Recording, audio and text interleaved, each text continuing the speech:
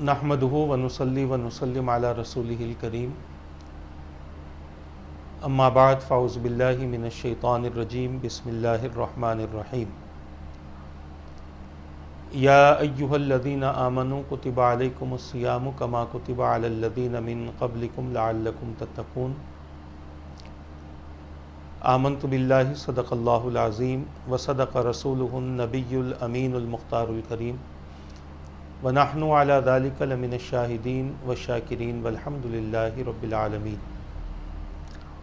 अल्लाहुम्मा सल्लि व सल्लिम व बारिक अला सय्यिदिना व मौलाना मुहम्मदिन व अला आलिहि व अस्हाबिहि व बारिक व सल्लिम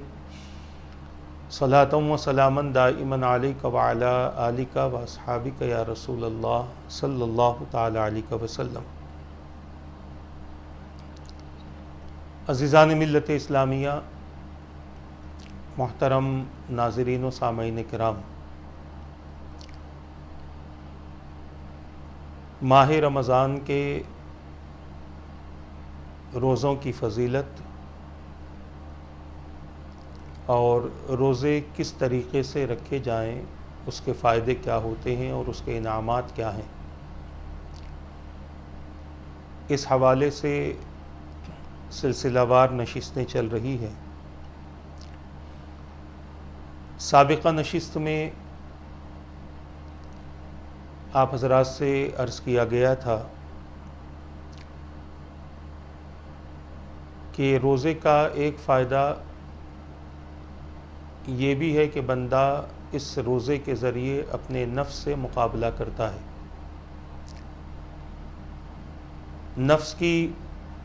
3 किस्में कुरान करीम ने बयान फरमाई है। एक नफ्स अम्मारा है, एक नफ्स लव्वामा है, एक नफ्स मुतमइन्ना है। नफ्स मुतमइन्ना वो है जिससे अल्लाह तबारक व तआला खिताब फरमाकर जन्नत में दाखिल होने का हुक्म देगा। नफ्स अम्मारा ये बंदे को बराबर बुराई का हुक्म देते रहते हैं और इस नफ्स के अंदर जो ताकत व क़ुव्वत पैदा होती है इंसान की ग़िज़ा की ज़्यादती की वजह से। जो इंसान जिस कदर ग़िज़ा का ज़्यादा इस्तेमाल करता है नफ्स के अंदर उतनी ही क़ुव्वत व ताकत पैदा होती है। मैंने आप हज़रात से अर्ज़ किया था कि भूखे प्यासे रहने के जो फ़ायदे हैं अल्लाह के रसूल सल्लल्लाहु ताला अलैहि वसल्लम ने उसका भी ज़िक्र फरमाया। इससे हमें यह भी पता चलेगा कि रोज़े में भूखा प्यासा रखने का मकसद क्या है। जहाँ भूखा प्यासा रहने से अल्लाह तबारक व तआला की रज़ा व खुशनुदी हासिल होती है, वहीं पर भूखा प्यासा रहने की वजह से बंदे के अंदर अपने नफसानी ख्वाहिशात से लड़ने की क़ुव्वत व ताकत भी पैदा होती है। जिस कदर बंदा कम खाता है उसका नफ्स उतना ही कमज़ोर होता है, उसके तकाज़े कम होते हैं, उसकी ख्वाहिशात कम होती हैं।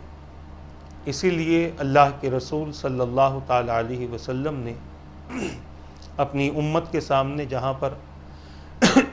खाने की एक अजीम सुन्नत रखी कि खाना किस तरीके से खाया जाए, वहीं पर मेरे आका सल्लल्लाहु ताला अलैहि वसल्लम ने कम खाने की बरकतें और फजीलतें भी बयान फरमाई है। हदीस पाक में अल्लाह के रसूल सल्लल्लाहु ताला अलैहि वसल्लम का फरमान है। अल्लाह के रसूल फरमाते नव्विरू क़ुलूबकुम बिलजू वजाहिदू अनफुसकुम बिलजूइ वल अतश व अतीमू क़रआ बाबिल जन्नति बिलजू फ़इन्नल अज्र फ़ी ज़ालिका कअज्रिल मुजाहिदि फ़ी सबीलिल्लाह व इन्नहु लैसा मिन अमलिन अहब्ब इलल्लाहि मिन जूइन व अतश वलन यलिज मलकूत अस्समावाति मन मलअ बत्नह व फ़क़द हलावतल इबादा औ कमा क़ाल नबी अलैहिस्सलातु वस्सलाम। अल्लाह के रसूल सल्लल्लाहु ताला अलैहि वसल्लम ने इरशाद फरमाया कि अपने दिलों को भूख से मुनव्वर करो, अपने नफ्स को اپنے نفس کا بھوک اور پیاس سے مقابلہ کرو اور ہمیشہ بھوکے رہ کر جنت کا دروازہ کھٹکھٹاتے رہو۔ بھوکے رہنے والے کو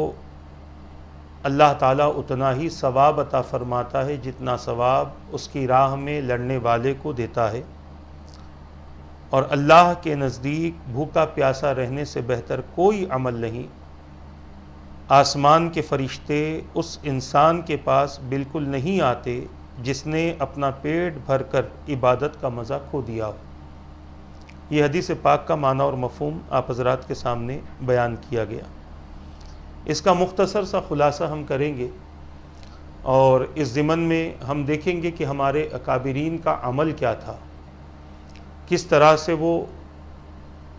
بھوکے رہنے کی خواہش کرتے تھے، اپنے نفس کی مخالفت بھوکے رہ کر کیا کرتے تھے اور اپنے نفس کو کمزور کیا کرتے تھے۔ سب سے پہلے اس حدیث پاک میں بیان کیا گیا کہ اپنے دلوں کو بھوکا رکھ کر منور کرو۔ آپ دیکھیں کہ انسان جتنا بھوکا رہے گا اتنی ہی طاقت اس کے اندر اپنے نفس سے لڑنے کی پیدا ہوگی، اور جب بندہ اپنے نفس سے لڑتے ہوئے اللہ تبارک و تعالیٰ کی عبادت کرے گا، اللہ تبارک و تعالیٰ کی اطاعت کرے گا، تو اللہ تبارک و تعالیٰ اس عبادت و اطاعت کے بدلے اس کے قلب کو منور فرما دے گا، اس کا دل منور ہو جائے گا۔ اور بھوکے رہنے سے ایک فائدہ یہ بھی ہوتا ہے کہ بندہ عبادت میں چستی بندے کے اندر پیدا رہتی ہے، طاقت ایک انسان کے اندر پیدا رہتی ہے۔ اب آپ کہیں گے بھوکے رہنے سے کیسے پیدا ہوتی ہے؟ تو یہاں پر دو مطلب اگر ہم لیتے ہیں، ایک تو بھوکا رہنا مطلب یہ ہے کہ آپ اپنی خواہش سے کم کھائیں، اس کو بھوکا رہنا کہتے ہیں۔ دوسرا یہ ہے کہ اگر ہمارے اندر طاقت ہے، جیسے ہم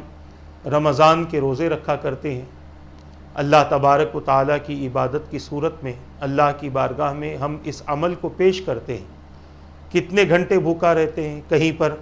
12 گھنٹے کا روزہ ہوتا ہے، کہیں 14 گھنٹے کا روزہ ہوتا ہے، کہیں 16، 18، 20، کہیں پر 21 گھنٹے کا بھی روزہ ہوتا ہے۔ دنیا میں کچھ ایسے ممالک ہیں جہاں پر اتنا بڑا روزہ بھی ہوتا ہے، اور یہ اللہ تبارک و تعالیٰ کی قدرت ہوتی ہے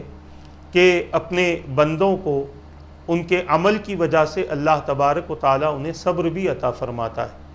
انہیں بھوک سے لڑنے کی قوت و طاقت بھی عطا فرماتا ہے۔ اگر بندہ پہلے ہی سے اپنے اندر کمزوری ظاہر کر لے اور پھر یہ کہے کہ نہیں میں اتنا گھنٹہ بھوکا نہیں رہ سکتا، اتنا گھنٹہ پیاس سے کون تڑپتا رہے گا، تو یقیناً یہ اس کی ایمان کی کمزوری ہے، جس کی بنیاد پر وہ اللہ تبارک و تعالیٰ کی مدد سے اور اللہ تبارک و تعالیٰ کے قرب اور معیت سے بندہ محروم ہو جاتا ہے۔ اسی لیے بندے سے کہا گیا کہ تم روزے رکھو، تم سے پہلی قوم نے بھی روزے رکھے ہیں، اور روزہ رکھانے کا مقصد یہ ہے کہ تمہارے اندر تقوی پیدا ہو، اللہ تبارک و تعالیٰ کا ڈر پیدا ہو، پرہیزگاری پیدا ہو، گناہوں سے بچنے کی کیفیتیں تمہارے اندر پیدا ہو،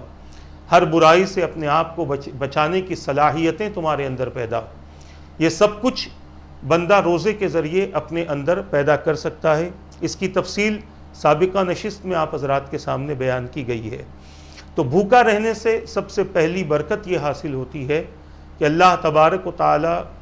بندوں کے دلوں کو منور فرماتا ہے، روزے سے نور ملتا ہے، بھوک سے نور ملتا ہے، پیاس سے نور ملتا ہے، اور یہ نور یہ بڑی بہترین غذا ہے روح کی، یہ بڑی بہترین غذا ہے پورے جسم کی، کیونکہ جس کے اندر یہ کیفیتیں پیدا ہو جائیں کہ اللہ تبارک و تعالی اس کے دلوں کو منور فرما دیتا ہے، تو بس اب اس انسان کے لیے سب سے بڑی خوشخبری یہ ہوتی ہے کہ اس روشنی میں وہ اپنی زندگی کو صحیح طور پر گزار سکتا ہے، کیونکہ جس کے پاس میں روشنی نہ ہو وہ راستہ بھٹک بھی سکتا ہے، راستے میں گر بھی سکتا ہے، اسے مار بھی لگ سکتا ہے۔ اگر کہیں پر لائٹ چلی جائے تو آپ کسی ایک مقام پر ہی کھڑے رہیں گے اس وقت تک جب تک کہ آپ کے لیے روشنی کا انتظام نہ ہو، کیونکہ آپ کو اپنے گھر میں بھی ڈر لگتا ہے کہ کہیں کوئی چیز رکھی ہوگی، مجھے چھپ جائے گی، مار لگے گی، یا پھر میں گر جاؤں گا۔ بہت ساری چیزیں انسان کے اندر بہت ساری سوچ پیدا ہوتی ہے۔ تو عرض کرنا یہ ہے کہ جب دل کو نور عطا کیا جاتا ہے تو پورا جسم منور بن جاتا ہے، دل ہی سے پورے جسم کو نور منتقل کیا جاتا ہے، اور پھر اس بندے کی کیفیت یہ ہوتی ہے، وہ بندہ خدا کے نور کے ذریعے اپنی زندگی کو بہتر سے بہتر بنا سکتا ہے۔ تو سب سے پہلا انعام بھوکا رہنے کا یہ ہے کہ اللہ کے رسول نے فرمایا کہ لوگوں کے دلوں کو منور کر دیا جاتا ہے۔ اور پھر اس کے بعد میرے آقا صلی اللہ تعالی علیہ وسلم نے ارشاد فرمایا، اپنے نفس کا بھوک اور پیاس کے ذریعے مقابلہ کرو۔ اب دیکھیں یہاں پر میں جو بتانا چاہتا ہوں کہ روزہ جس مقصد کے لیے دیا گیا اس میں عظیم اللہ تبارک و تعالیٰ کے انعامات پوشیدہ ہیں، اللہ تبارک و تعالیٰ کی طرف سے اکرامات پوشیدہ ہیں، اللہ کے بندوں کے لیے بے شمار اعزازات اس روزے میں ہیں۔ میں نے اس سے پہلے بھی کہا کہ دیگر عبادتوں کے جو فائدے ہیں وہ اپنی جگہ ہیں، مگر روزے کا فائدہ دیگر عبادتوں سے زیادہ ہے، کیونکہ اس کے ثواب کی کوئی انتہا نہیں ہے، اس کے ذریعے رحمتوں کی کوئی انتہا نہیں ہے، برکتوں کی کوئی انتہا نہیں ہے۔ اسی لیے اللہ کے رسول صلی اللہ تعالی علیہ وسلم نے اب آگے بیان فرمایا، اپنے نفس کا بھوک اور پیاس کے ذریعے مقابلہ کرو، یعنی ہم جتنے بھوکے پیاسے رہیں گے ہمارا نفس اتنا ہی کمزور ہوگا۔ انسان کو اس سے مقابلہ کرنے کی دعوت دی گئی ہے، کیونکہ یہ وہ شے ہے، یہ وہ چیز ہے جو انسان کو برابر گمراہ کرتا رہتا ہے، برابر برائی کی طرف لے جاتا رہتا ہے، غلط کام کروانے کی کوشش کرتا ہے، فواحشات اور منکرات کی طرف ابھارتا ہے، غلط صحبتیں اور غلط محفلوں میں بٹھاتا ہے، بہت زیادہ سرکش ہے یہ۔ اس سے اندازہ لگا سکتے ہیں، قرآن نے فرمایا ان النفس لامارۃ بالسوء، کہ بے شک نفس برابر برائی کا حکم دیتا رہتا ہے۔ اس کی کیفیت اور اس کے اندر اس کی طبیعت ہی ہے کہ یہ جس کے اندر بھی ہے اسے برابر برائی کا حکم دیتا رہتا ہے۔ اسی لیے بندوں کو چاہیے کہ اس کا مقابلہ کیا جائے، کیونکہ جو شخص اپنے نفس کا مقابلہ کر کے اپنے رب کو راضی کرتا ہے وہ فرشتوں سے بہتر ہوتا ہے، اور جو اپنے نفس کے کنٹرول میں آ کر اپنی زندگی اسی کی طرح گزارا کرتا ہے، اسی کے کہنے پر گزارا کرتا ہے، تو وہ جانوروں سے بدتر ہوتا ہے، کیونکہ جانور کے پاس عقل نہیں ہے، جانور کے پاس میں شہوت موجود ہے، جانوروں کے پاس میں شہوتیں موجود ہیں، اور اسی شہوت کی بنیاد پر وہ ان کی زندگی اسی انداز کی گزرتی ہے۔ تو اکابرین نے ارشاد فرمایا کہ جس شخص پر شہوت غالب آ جائے، نفس کی سنتے سنتے خواہشات جس کے اندر غالب آ جاتے ہیں، وہ شخص جانوروں سے بدتر ہو جاتا ہے، اور جو شخص شہوات پر اپنے آپ کو قابو میں کر لے، یعنی شہوات کی طرف نہ جائے، اپنے نفس کی خواہشات کی طرف نہ جائے، تو اکابرین فرماتے ہیں وہ شخص فرشتوں سے بہتر ہے۔ اسی لیے ہم سے کہا گیا کہ بھوکے اور پیاسے رہ کر اپنے نفس سے مقابلہ کرو۔ اور پھر ایک اور بات بیان کی گئی کہ ہمیشہ بھوکے رہ کر جنت کا دروازہ کھٹکھٹاتے رہو، یعنی بھوک کے ذریعے بندہ اللہ تبارک و تعالیٰ کا قرب حاصل کرتا ہے، اور اسے وہ مقام دیا جاتا ہے کہ بندہ اللہ کی رضا کی خاطر بھوکا ہے، اللہ کے فرمان کے مطابق وہ بھوکا ہے، تو اللہ تبارک و تعالیٰ اس بھوک کی بدولت اسے یہ مقام عطا فرماتا ہے کہ جنت کے قریب اسے پہنچا دیتا ہے۔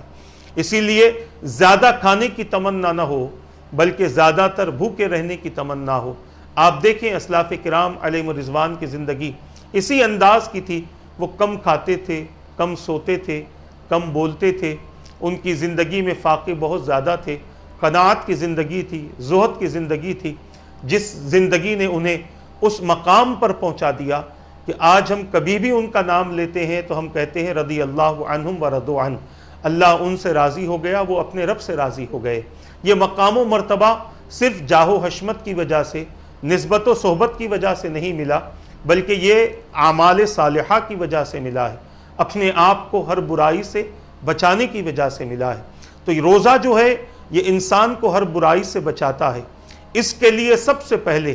بندہ اپنے آپ پر کنٹرول کرے، اور کنٹرول کس حساب سے ہو؟ کھانے پینے کے معاملے میں کنٹرول کرے، غذا اتنی ہی لے جتنی ضرورت ہو، اتنی نہ لے کہ جس سے بندے کے اندر سستی پیدا ہو جائے،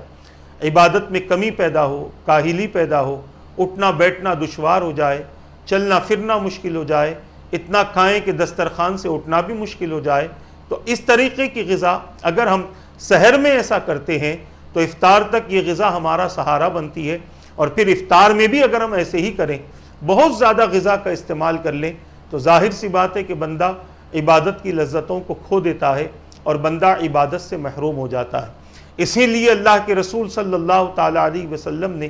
اپنی امت سے فرمایا کہ جنت کا دروازہ بھوکے اور پیاسے رہ کر کھٹکھٹاتے رہو۔ اب اس کا اجر کیا ہے، ثواب کیا ہے؟ اللہ کے رسول صلی اللہ تعالیٰ علیہ وسلم نے بہت بڑے ثواب کا ذکر فرمایا۔ ایک مجاہد کا ذکر فرمایا جو اللہ تبارک و تعالیٰ کی راہ میں اپنے گھر سے نکلتا ہے، اپنے گھر والوں کا آخری دیدار کر کے، ان کو اپنا آخری دیدار کروا کے نکلتا ہے، یہ کہہ کر کہ اگر گزر گیا تو میں شہید ہو جاؤں گا اور اگر بچ گیا تو میں غازی کہلاؤں گا۔ لہٰذا اپنے گھر سے نکلتا ہے اللہ کی راہ میں اور بہت زیادہ اللہ کی راہ میں محنتیں کوششیں کرتا ہے، تب جا کر اسے جو ثواب دیا جاتا ہے، اس کے قدم قدم پر جو ثواب ہے، اس کی سوچ پر جو ثواب ہے، اس کے عمل پر جو ثواب ہے، اللہ تبارک و تعالی گھر بیٹھے بھوکا رہنے والے کو وہ ثواب عطا فرماتا ہے، وہ نیکی عطا فرماتا ہے، وہ مقام عطا فرماتا ہے جو اس کی راہ میں محنتیں اور کوششیں اور جہاد کرنے والے کو اللہ تبارک و تعالی جو ثواب عطا فرماتا ہے۔ اسی طرح اللہ کے رسول صلی اللہ تعالیٰ علیہ وسلم فرماتے ہیں کہ اللہ تعالیٰ کے نزدیک بھوکے پیاسے رہنے سے بہتر کوئی عمل نہیں۔ اب آپ اندازہ کیجئے کہ کیا کیا فضیلتیں بھوکے پیاسے رہنے والے کو مل رہی ہیں۔ اس کے بعد میرے آقا نے فرمایا، آسمان کے فرشتے اس انسان کے پاس بالکل نہیں آتے جس نے اپنا پیٹ بھر کھا لیا ہو اور عبادت کے مزے کو کھو دیا ہو۔ کیا ہم ان لوگوں میں شامل نہیں ہیں جو عبادت کی لذتوں سے محروم ہیں؟ کیا ہم ان لوگوں میں شامل نہیں ہیں جو عبادت کی برکتوں سے محروم ہیں؟ کیا ہم ان لوگوں میں شامل نہیں ہیں جو عبادت سے دور ہوتے جا رہے ہیں؟ اس ماہ مبارک میں بھی اللہ کے بے شمار بندے ایسے بھی ملتے ہیں جو بہت زیادہ عبادتیں کرتے ہیں، اور کچھ بندے ایسے بھی ملتے ہیں کہ جن کو زیادہ کھانا پینا تھکا دیتا ہے اور وہ فجر کی نماز سے بھی محروم ہو جاتے ہیں۔ آپ اندازہ کریں کہ روزے کا مقصد تھا متقی بنانا، مگر یہاں روزہ رکھنے کے بعد انسان نماز جیسے فرض کو چھوڑ رہا ہے،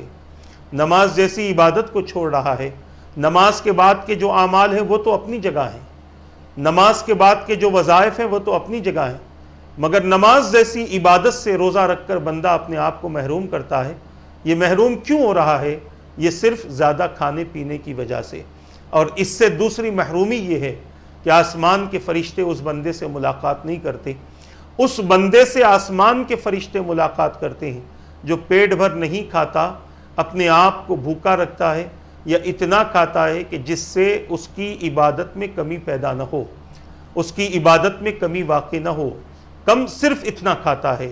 ایسے لوگوں سے فرشتے ملاقات کرتے ہیں، اور ایسے لوگوں سے فرشتے ہرگز ملاقات نہیں کرتے جو بہت زیادہ کھا لے اور عبادت کی لذتوں کو ختم کر دے۔ یہاں پر چند اکابرین کے واقعات اور ان کی زندگی کے حالات آپ حضرات کے سامنے پیش کروں تاکہ ہمیں یہ پتہ چلے کہ اکابرین نے کس طرح سے اپنی نفس کشی کی ہے، اپنے آپ کو غذاؤں سے روکا ہے اور اپنے آپ کو غذاؤں سے روکنے کی کوشش کی ہے۔ ایک بات ذہن میں رکھ لے کہ زیادہ کھانے کی وجہ سے کبھی کبھی شیطان انسانوں پر تو غالب آتا ہی ہے، مگر انسانوں میں افضل ترین شخصیتیں وہ ہیں جن کو ہم انبیاء کہتے ہیں، انہیں بھی کبھی کبھی وہ اپنے مکر کا شکار بنا دیتا ہے۔ حضرت یحییٰ علیہ السلام کے تعلق سے فرمایا گیا کہ آپ نے ایک مرتبہ شیطان کو دیکھا کہ وہ بہت سارے فریب اپنے ساتھ میں لے کر جا رہا ہے، بہت سارے فریب اس کے ساتھ میں تھے، وہ اسے اپنے ساتھ میں لے کر جا رہا ہے۔ آپ نے پوچھا شیطان یہ کیا ہے؟ تو شیطان نے کہا یہ شہوات ہیں جن سے میں خواہشات ہیں جن سے میں ابن آدم کو قید کرتا ہوں۔ اس واقعے کو امام غزالی رحمۃ اللہ تعالی علیہ نے مکاشفۃ القلوب میں نقل فرمایا ہے۔ تو آپ نے فرمایا میرے لیے بھی تیرے پاس کوئی پھندا ہے؟ تو شیطان بولا نہیں، مگر ایک رات آپ نے پیٹ بھر کے کھا لیا تھا جس کی وجہ سے عبادت میں آپ کے سستی پیدا ہو گئی تھی۔ حضرت یحییٰ علیہ السلام نے جب سنا تو آپ نے ارشاد فرمایا کہ اللہ کی قسم کھا کر کہتا ہوں آگے سے میں کبھی بھی پیٹ بھر کے کھانا نہیں کھاؤں گا۔ دیکھیں آپ، پیٹ بھر کے کھانا کھانے میں لذت پیدا ہونا۔ انسان کبھی کبھی کہتا ہے کہ نیت بھر گئی، پیٹ بھر گیا، نیت نہیں بھری ہے۔ یہ سب اسی وقت میں پیدا ہوتے ہیں جب کھانے میں بہت زیادہ لذتیں پیدا ہوتی ہیں، اور ان لذتوں کی وجہ سے بندہ اتنا کھا لیتا ہے کہ وہ اللہ تبارک و تعالیٰ کی عبادت سے محروم ہو جاتا ہے۔ یحییٰ علیہ السلام نے فرمایا کہ میں کبھی پیٹ بھر کے کھانا نہیں کھاؤں گا، تو شیطان بولا اگر یہ بات ہے تو آئندہ کبھی بھی میں اپنے مکر سے کسی کو واقف بھی نہیں کرواؤں گا کہ میں کس طرح سے لوگوں کی ذات پر حاوی ہوتا ہوں، کس طرح سے ان کو قابو میں اور ان کو کنٹرول میں کرتا ہوں۔ عزیزان ملت اسلامیہ، عرض کرنا یہ ہے کہ پیٹ بھر کے کھانے سے نقصان بہت ہے اور کم کھانے سے فائدے بہت ہوتے ہیں۔ حضرت سیدنا ابو بکر صدیق رضی اللہ تعالیٰ عنہ کا ایک قول ملتا ہے، منہاج العابدین نامی ایک کتاب ہے، کہ فرماتے ہیں کہ جب سے میں ایمان لایا ہوں کبھی پیٹ بھر کھانا نہیں کھایا تاکہ میں اپنے رب کی عبادت کا مزہ حاصل کر سکوں، اور اپنے رب کے شوق دیدار کی وجہ سے کبھی جی بھر کے پانی نہیں پیا، اس لیے کہ بہت کھانے سے عبادت میں کمی واقع ہوتی ہے، کیونکہ جب انسان خوب پیٹ بھر کھا لیتا ہے تو اس کا جسم گراں یعنی بوجھل، اور آنکھیں نیند سے بوجھل ہو جاتی ہیں، اس کے اعضائے بدن ڈھیلے پڑ جاتے ہیں، پھر وہ باوجود کوشش کے سوائے نیند کے کچھ بھی حاصل نہیں کر پاتا، اور اس طرح وہ اس شخص کی مانند پڑ جاتا ہے جو راستے میں پڑا ہوا ہے، اس مردار کی مانند پڑ جاتا ہے جو راستے میں پڑا ہوا ہے۔ آپ اندازہ کریں، حضرت سیدنا ابو بکر صدیق رضی اللہ تعالیٰ عنہ کی ذات اپنے ماننے والوں سے، حضور اکرم صلی اللہ تعالیٰ علیہ وسلم کی امت سے اس بات کا اظہار خیال کر رہی ہے، اور یہ بھی بتا دیا کہ جب تک ایمان نہ تھا اس وقت تک زندگی عجیب تھی،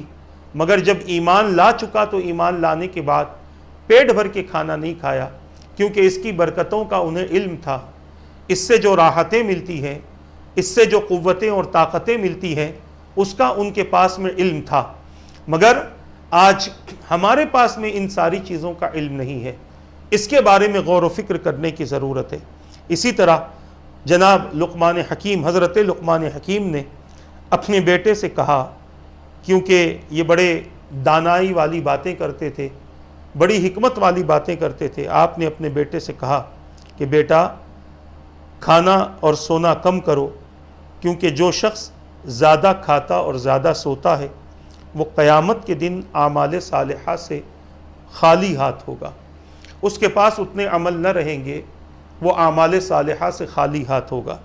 رسول اکرم صلی اللہ تعالیٰ علیہ وسلم نے ارشاد فرمایا، اپنے دلوں کو زیادہ کھانے پینے سے ہلاک نہ کرو، جس طرح زیادہ پانی سے کھیتی تباہ ہو جاتی ہے اسی طرح زیادہ کھانے پینے سے دل ہلاک ہو جاتا ہے۔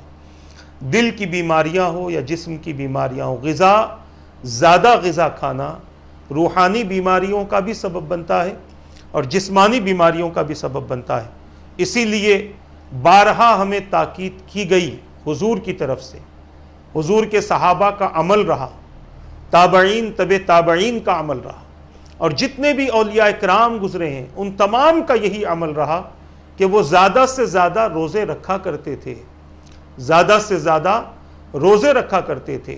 اور زیادہ سے زیادہ عبادتیں کیا کرتے تھے، تہجد گزار تھے، شب بیدار تھے،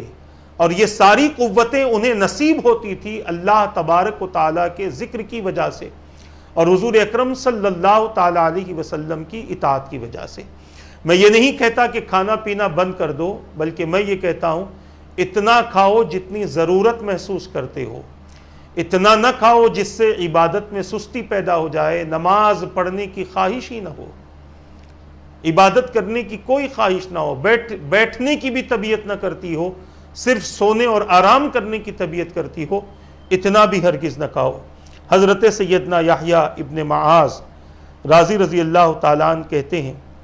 اپنے نفس کا طاعت و بندگی کر کے مقابلہ کرو، آپ دیکھیں بڑی دانائی والی باتیں ہیں.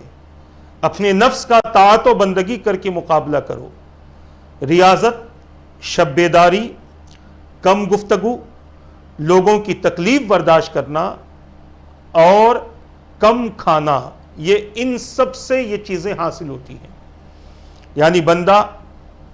اللہ تبارک و تعالیٰ کی اطاعت کرنا چاہتا ہے اور اپنے نفس کا مقابلہ کرنا چاہتا ہے تو وہ ریاضت، شب بیداری،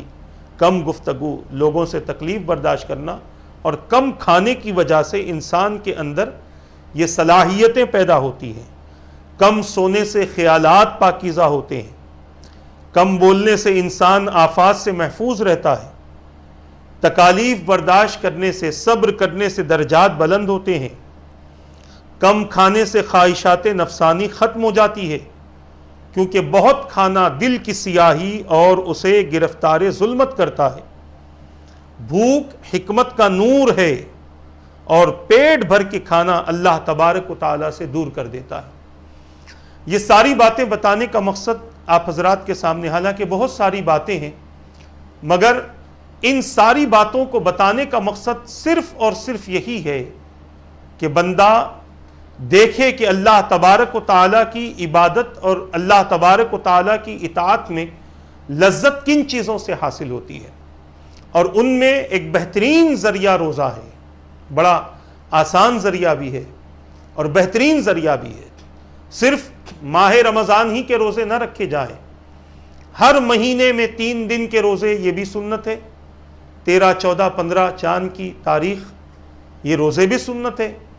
اس کے علاوہ ہر پیر اور جمعرات کا روزہ، یہ بھی سنت سے ثابت ہے. اس کے علاوہ نفل روزے بندہ رکھتا رہے. اپنے آپ کو جتنی ترقی دلانا چاہتا ہے، اپنے آپ کو جتنا اللہ تبارک و تعالیٰ کے قریب کرنا چاہتا ہے، اتنا زیادہ بندہ بھوکا پیاسا رہے. یقیناً اس کے ذریعے اللہ تبارک و تعالیٰ کا قرب بندے کو حاصل ہوتا ہے. عزیزان ملت اسلامیہ، اب آئیں پھر واپس.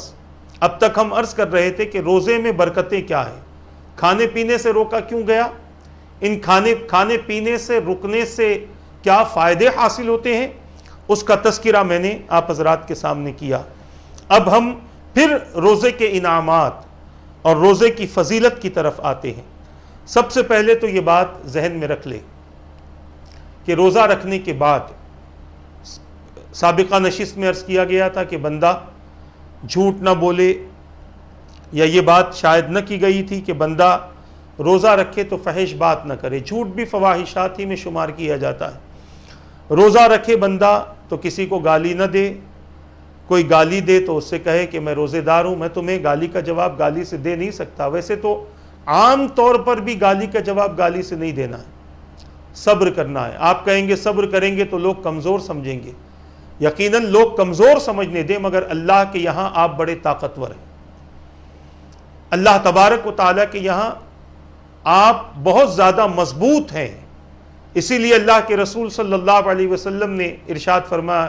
لیس الشدید بالسرعہ انما الشدید الذی یملک نفسہ عند الغضب، او کما قال،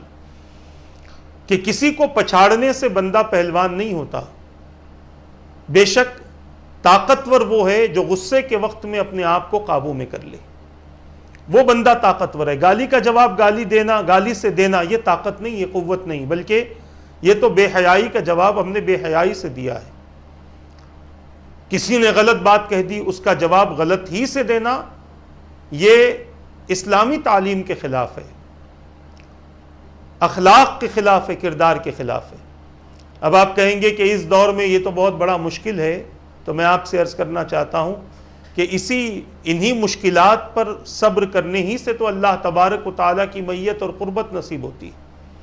اسی لیے بندے کو چاہیے کہ وہ اللہ اور اس کے رسول کی اطاعت کرے. خیر، میں عرض کر رہا تھا کہ بندہ حالت روزہ میں کوئی ایسا عمل نہ کرے کہ اس کا بھوکا پیاسا رہنا اس کے لیے کوئی فائدہ نہ دے. اللہ کے رسول صلی اللہ تعالی علیہ وسلم ارشاد فرماتے ہیں، من لم یدع قول الزور والعمل به فلیس للہ حاجۃ فی ان یدعى طعامه وشرابه او کما قال۔ حضور اکرم صلی اللہ تعالی علیہ وسلم نے ارشاد فرمایا کہ جو شخص روزے میں جھوٹ بولنا اور برے کام کرنا نہ چھوڑے تو اللہ تبارک و تعالیٰ کو اس کی ضرورت نہیں ہے کہ وہ کھانا پینا چھوڑ دے۔ اللہ تبارک و تعالیٰ کو اس کی کوئی حاجت نہیں۔ کون سا بندہ؟ جو شخص حالت روزہ میں جھوٹ بولنا نہ چھوڑے۔ اب آپ دیکھیں حضور اکرم صلی اللہ تعالی علیہ وسلم نے وہ تمام تر تعلیمات اپنی امت کو عطا فرما دی جو امت سے قیامت تک ظاہر ہونے والی ہے۔ جھوٹ انسان کب بولتا ہے؟ کبھی انسان تجارت کے معاملے میں جھوٹ بولتا ہے، کبھی لوگوں کے سامنے اپنی بڑائی ظاہر کرنے کے لیے جھوٹ بولتا ہے کہ میں نے آج یہ کر لیا، میں نے اتنی عبادتیں کی ہیں، میں نے اتنے قرآن پڑھ لیے ہیں، میں نے فلاں کیا ہے۔ ممکن ہے کوئی سچ بھی بول رہا ہو، اور سچ اگر اس لیے بول رہا ہو کہ لوگ اسے بہت بڑا عبادت گزار سمجھیں، تہجد گزار سمجھیں، بہت بڑا اطاعت گزار سمجھیں، اس کے اندر اس بات کی ریاکاری ہے، تو اللہ تبارک و تعالی اس کے اس عمل کو برباد فرما دیتا ہے۔ اور اگر یہ چیزیں اس لیے بول رہا ہے کہ لوگوں کے اندر عبادت کا شوق ہو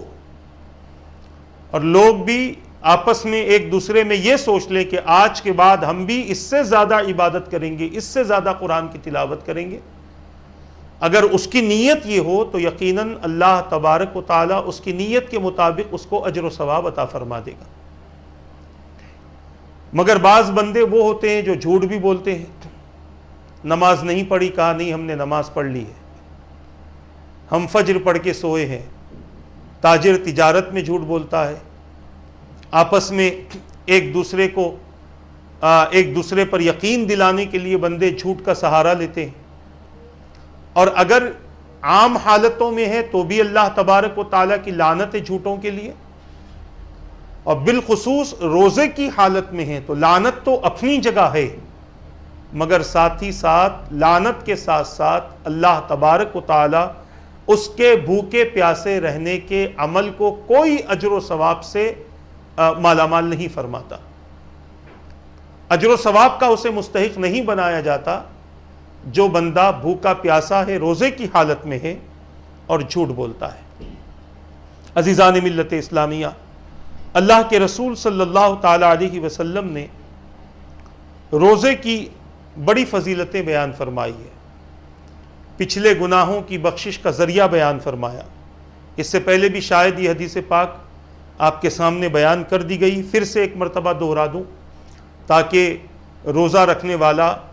اللہ تبارک و تعالیٰ کی بارگاہ سے کس قدر عطا کیا جاتا ہے وہ اس کی طرف توجہ کر لے۔ اللہ کے رسول صلی اللہ تعالیٰ علیہ وسلم نے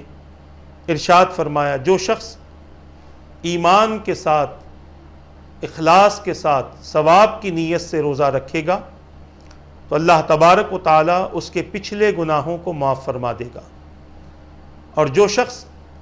ایمان کی حالت میں اخلاص کے ساتھ رمضان کی راتوں میں قیام کرے گا، چاہے وہ تراویح کی صورت میں ہو، صلاۃ اللیل کی صورت میں ہو، تہجد کی صورت میں ہو، یا کسی بھی نفل کی صورت میں ہو، صلاۃ التسبیح کی صورت میں ہو، اس حالت میں اگر کوئی اللہ کی عبادت کرتا ہے تو اللہ تبارک و تعالیٰ اس کے سابقہ گناہوں کی بخشش فرما دیتا ہے۔ اسی طرح سے جو شخص ایمان کے ساتھ ثواب کی نیت سے شب قدر میں قیام کرے گا، اللہ تبارک و تعالیٰ اس کے پچھلے گناہوں کو بخش دیتا ہے اور اس کے پچھلے گناہوں کو معاف فرما دیتا ہے۔ رمضان عبادتوں کی کثرت کے لیے آیا ہے، یہ نہیں کہ دن میں 5 مرتبہ نماز پڑھتے تھے، رمضان ہی میں 5 مرتبہ نماز پڑھے، نہیں، نماز کے بعد 5 وقت کی نماز کے بعد تراویح بھی پڑھی جائے،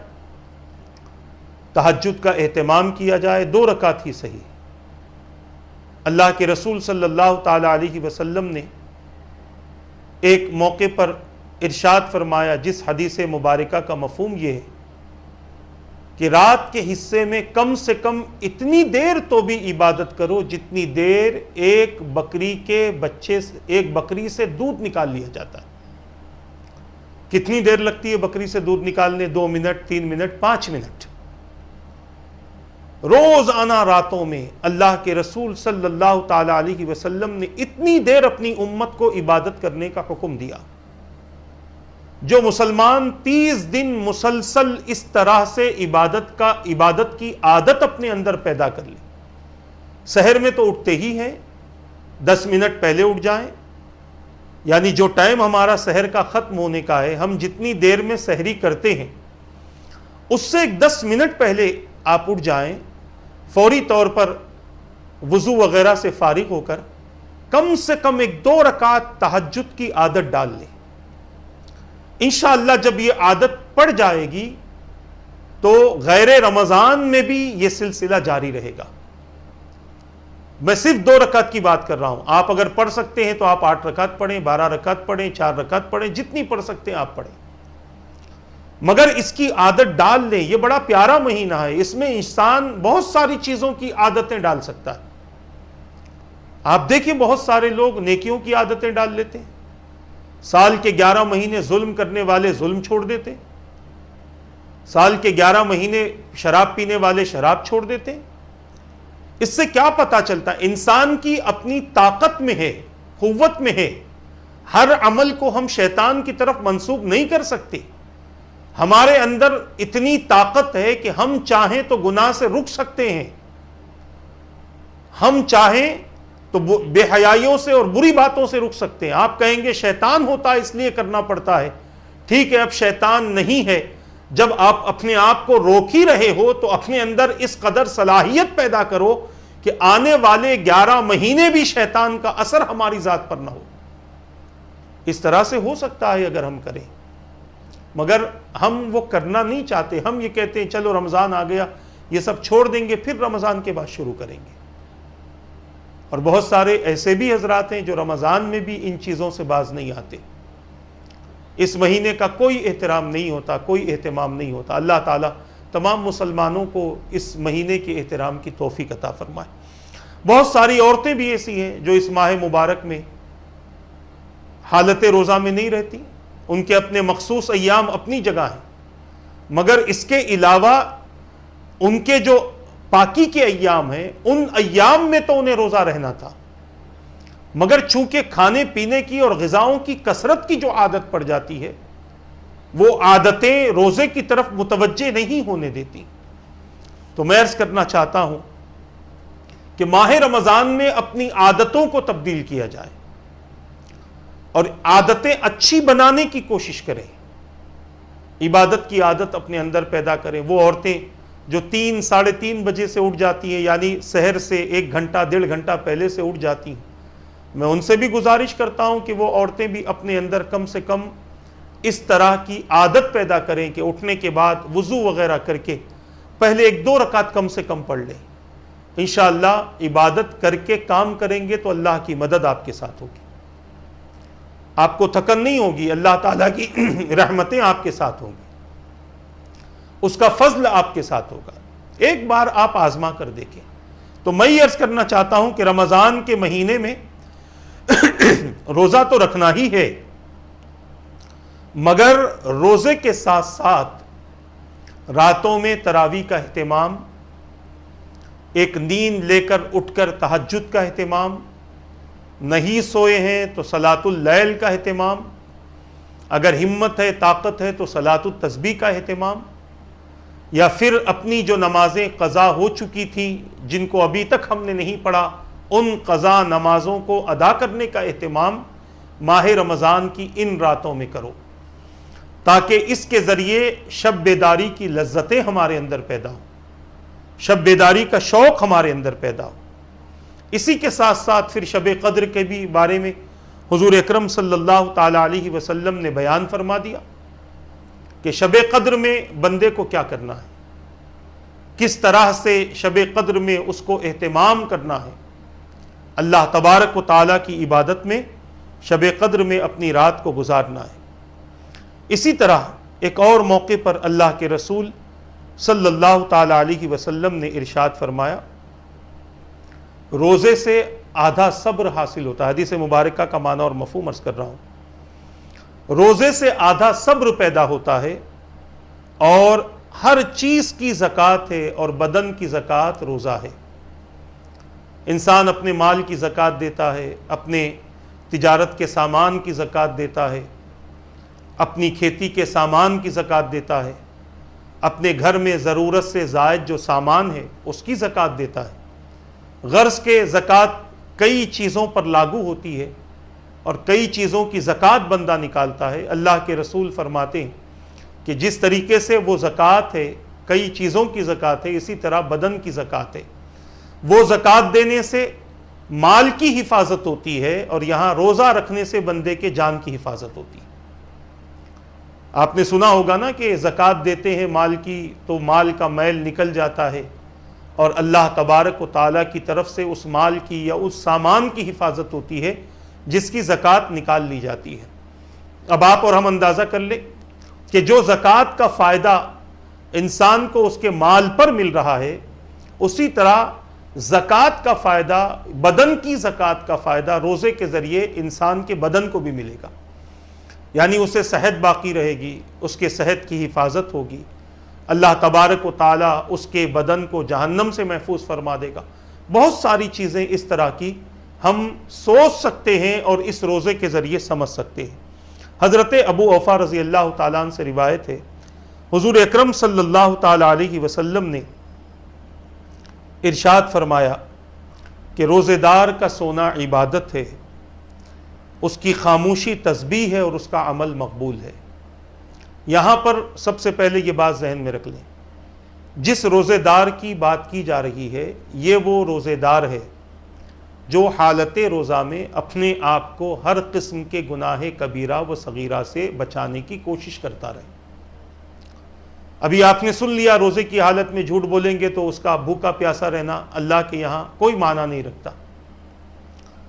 اسی طرح حالت روزہ میں کسی بندے کو ستانا، کسی پر ظلم کرنا، کسی کی حق تلفی کرنا، کسی کا مذاق اڑانا، کسی کے ساتھ ظلم کرنا، غرض کے بہت ساری چیزیں ہوتی ہیں، کسی کی غیبت کر لینا، چغلی کر لینا، حسد کر لینا، یہ بہت ساری چیزیں ہمارے سامنے ہوتی ہیں۔ مگر یہاں پر جس روزے دار کا ذکر کیا جا رہا ہے، یہ روزے دار وہ ہے جو شرعی روزہ بھی رکھا ہوا ہے اور حقیقت میں بھی روزہ رکھا ہوا ہے، نگاہیں محفوظ ہیں گناہوں سے، زبان محفوظ ہے غیبت سے، کان محفوظ ہے غلط چیزیں سننے سے، ہاتھ محفوظ ہیں غلط جگہ لگنے سے، پیر محفوظ ہیں گناہوں کی طرف جانے سے، خیالات پاکیزہ بن چکے ہیں، یعنی مکمل طور پر بندے نے اپنے آپ کو درست کر لیا ہے۔ اور جب ایسا روزہ بندہ رکھتا ہے تو اللہ کے رسول صلی اللہ تعالی علیہ وسلم اس روزے دار کے سونے کو بھی عبادت کہتے ہیں، اس روزے دار کے خاموش بیٹھنے کو بھی تسبیح کہتے ہیں، اور اس روزے دار کے عمل کو مقبول فرماتے ہیں۔ کیا عظیم نعمت ہے روزے دار کے لیے رمضان کا مہینہ۔ ہر حدیث یقیناً ہمارے اندر ایک ایمانی حرارت پیدا کرتی ہے اور ایک قسم کا شوق پیدا کرتی ہے کہ کاش ہم بھی وہ روزہ رکھیں اور ایسا روزہ رکھیں جیسا روزہ رکھنے سے یہ ساری نعمتیں اور برکتیں بندوں کو نصیب ہوتی۔ میرے پیارے آقا صلی اللہ تعالی علیہ وسلم کے پیارے دیوانوں، اللہ کے رسول صلی اللہ تعالی علیہ وسلم ارشاد فرماتے ہیں، حضرت عبداللہ ابن عباس رضی اللہ تعالی عنہما اس حدیث پاک کے راوی ہیں کہ قیامت کے دن روزے داروں کے لیے سونے کا ایک دسترخوان رکھا جائے گا جس میں مچھلی ہوگی، روزے دار اس دسترخوان سے کھاتے ہوں گے اور دوسرے لوگ ان کو دیکھتے ہوں گے۔ دنیاوی انعامات اتنے ہیں کہ بندہ سن سن کر خوش ہو جائے، اب اس بندے کے لیے اخروی انعامات بھی بہت زیادہ ہیں۔ آپ دیکھیں روزے دار کی قبر منور ہوتی ہے، قبر میں روزے دار کے لیے آسانیاں ہوتی ہیں، اور قیامت کے دن اللہ تبارک و تعالی روزے دار کو یہ اعزاز عطا فرمائے گا کہ لوگ اللہ کی بارگاہ میں خوف و خشیت سے کھڑے ہوں گے، ڈر رہے ہوں گے، کوئی کانپ رہا ہوگا، کوئی ہانپ رہا ہوگا، قیامت کے دن کوئی پسینے میں ڈوبا ہوا ہوگا، قیامت کے دن کوئی اپنی جان کو بچانے کی فکر میں لگا ہوگا، اپنے لیے سفارشی تلاش کر رہے ہوں گے، کوئی اپنے ماں باپ کی طرف جائے گا کہ ان سے کچھ مدد مل جائے، کوئی اپنے بھائی بہن کی طرف جائے گا کہ ان سے مدد مل جائے، کوئی اپنے بیوی بچوں کی طرف بھاگے گا کہ ان سے مدد مل جائے، مگر اس دن کوئی ایک دوسرے کی مدد کرنے کو تیار نہیں ہوگا، ہر انسان بے چین رہے گا اور خوف و خشیت کا عالم الگ ہوگا۔ ایسے وقت میں اللہ تبارک و تعالیٰ کے بعض بندے جن پر اللہ کی یہ مہربانی ہوگی، کچھ تو وہ ہوں گے جنہیں عرش کا سایہ نصیب ہوگا ان کے اپنے اعمال کے سبب، اور کچھ بندے وہ ہوں گے جن کے حساب و کتاب میں آسانی ہوتی رہے گی ان کے اعمال کے سبب، اور ایسے میں کچھ بندے وہ ہوں گے کہ جنہیں جنت میں داخل ہونے سے پہلے بھی جنت کی نعمتیں ملتی رہیں گی، اور یہ بندے وہ ہوں گے جو دنیا میں روزہ رکھتے تھے، قیامت کے دن ان کے لیے دسترخوان لگیں گے، اور یہ دسترخوان جس میں اللہ کے رسول فرماتے مچھلی ہوگی، یہ جنتی مچھلی ہوگی، لوگ اس دسترخوان سے روزے دار کھا رہے ہوں گے اور دوسرے لوگ ان کو صرف دیکھ رہے ہوں گے، تک رہے ہوں گے، اور صرف تکیں گے ہی نہیں بلکہ افسوس کریں گے کہ اے کاش وہ عمل ہم کرتے جو انہوں نے کیا تو آج ہم بھی ان کے ساتھ میں بیٹھ کر اس دسترخوان سے کچھ نہ کچھ نعمتیں حاصل کر رہے ہوتے۔ عزیزان محترم، قیامت کا دن بہت سارے لوگوں کے لیے خوشی کا دن ہے، اور قیامت ہی کا دن بہت سارے لوگوں کے لیے افسوس کا دن ہے۔ اپنے آپ کو ان بندوں میں شامل کروائیں جنہیں خوشی نصیب ہوگی، اور ان بندوں سے اپنے آپ کو دور رکھیں جنہیں کل قیامت کے دن افسوس کے سوا کوئی کچھ آنے والا نہیں۔ حضرت ابن عباس رضی اللہ تعالیٰ عنہما فرماتے ہیں، حضور اکرم صلی اللہ تعالیٰ علیہ وسلم نے ارشاد فرمایا، جب روزے دار اپنی قبروں سے نکلیں گے تو ان کے منہ سے مشک کی خوشبو کی لپیٹیں آئیں گی، جنت کا ایک دسترخوان ان کے سامنے رکھا جائے گا جس سے وہ کھائیں گے، اور وہ سب عرش کے سائے میں ہوں گے۔ کیا مقام ہے روزے دار کا، کیا منصب ہے، اور کتنا بڑا اعزاز ہے اللہ تبارک و تعالیٰ کی طرف سے روزے دار کے لیے۔ عزیزان ملت اسلامیہ، روزے کی بے شمار برکتیں اور بے شمار رحمتیں ہیں۔ ایک طویل حدیث میں آپ حضرات کے سامنے روزے ہی کے حوالے سے رکھنے کی سعادت حاصل کروں گا، مگر اس سے پہلے یہ بات آپ اپنے ذہن میں رکھ لیں کہ اللہ تبارک و تعالیٰ نے روزے دار کے لیے بہت زیادہ انعامات کا تذکرہ فرمایا ہے۔ یہ مہینہ یقیناً بندوں کو اللہ تبارک و تعالیٰ کی طرف سے نعمتیں پانے کا مہینہ ہے۔ اس مہینے میں جس قدر ہو سکے ہم کوششیں کریں، جس قدر ہو سکے ہم اللہ تبارک و تعالیٰ کی طرف رجوع ہونے کی کوششیں کریں، توبہ کریں، معافی مانگیں، نجات کا سوال کریں، بخشش کا سوال کریں، رزق کا سوال کریں، ایمان کا سوال کریں، عقیدے کی سلامتی کا سوال کریں، اولاد کی صحت و عافیت کا سوال کریں۔ جو چیزیں بھی آپ مانگ سکتے ہیں آپ اللہ سے مانگیں، کیونکہ جب بندہ اللہ تبارک و تعالیٰ سے مانگتا ہے تو اللہ تبارک و تعالیٰ اپنے بندے کو دے کر بڑا خوش ہوتا ہے اور اپنے بندے کی مانگ پر بڑا خوش ہوتا ہے۔ اسی لیے صرف دنیا کی نعمتوں ہی کا سوال نہ کریں، دنیا کے رزق ہی کا سوال نہ کریں، بلکہ آخرت کی نعمتوں کا بھی اللہ تبارک و تعالیٰ کی بارگاہ میں سوال کریں۔ انشاءاللہ تبارک و تعالیٰ ہم سوال کریں اس یقین سے کہ میرا رب سنتا بھی ہے اور میرا رب دیتا بھی ہے، اور اگر سوال کرتے ہی نہ ملے تو مایوس بھی نہ ہو۔ کبھی کبھی ہمارے کچھ جرائم کی وجہ سے ہمارے سوالات کو روک دیا جاتا ہے، اور کبھی کبھی اللہ کو اپنے بندوں کا مانگنا بہت پسند ہوتا ہے، اسی لیے رب چاہتا ہے کہ بندہ بار بار یہ سوال کرتا رہے تاکہ اس کے سوال کرنے سے اللہ تبارک و تعالی راضی ہوتا رہے۔ میرے پیارے آقا صلی اللہ تعالی علیہ وسلم کے پیارے دیوانوں، محترم ناظرین و سامعین کرام، ایک حدیث پاک کا میں نے آپ حضرات کے سامنے ذکر کیا ہے۔ یہ ایک طویل حدیث ہے، انشاءاللہ اگلی نشست ہم اسی حدیث پاک سے شروع کریں گے تاکہ پتہ چلے کہ روزے کی برکتیں کیا ہے۔ ان باتوں کو طویل کرنے کا مقصد یہ ہے کہ مکمل طور پر خلاصہ ہو، کیونکہ جب کوئی بات مکمل طور پر ہمیں معلوم ہوتی ہے تو ہم اس کی طرف اپنی توجہ کرتے ہیں۔ یہ بارہا مسلسل کئی نشستیں ہو رہی ہیں رمضان کی فضیلت کے حوالے سے، روزوں کی برکتوں کے حوالے سے، تو ان کا مقصد صرف اور صرف یہی ہے کہ ہمارے اندر ان واقعات اور ان احادیث کو سننے کے بعد جذبہ پیدا ہو، بار بار ہمارے کانوں میں یہ آواز آتی رہے کہ روزہ بڑی عبادت ہے،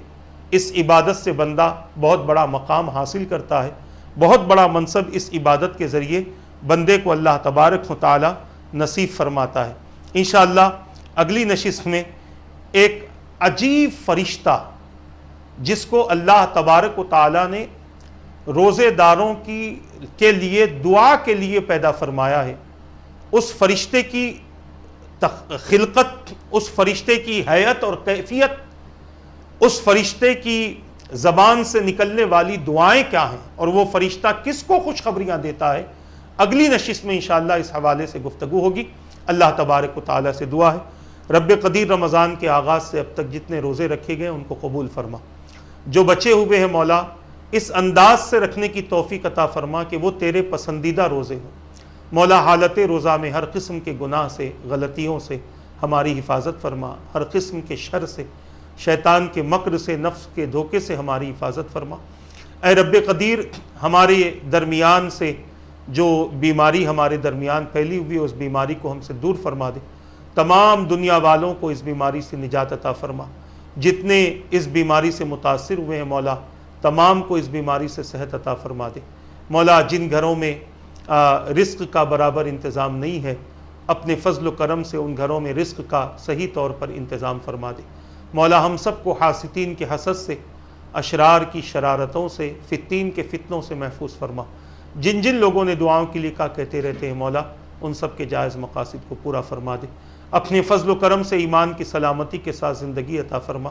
ایمان کی حالت میں کلمہ پڑھتے ہوئے نبی کا دیدار کرتے ہوئے موت نصیب فرما دے برحمتک یا ارحم الراحمین۔ وما علینا الا البلاغ۔ السلام علیکم ورحمۃ اللہ وبرکاتہ۔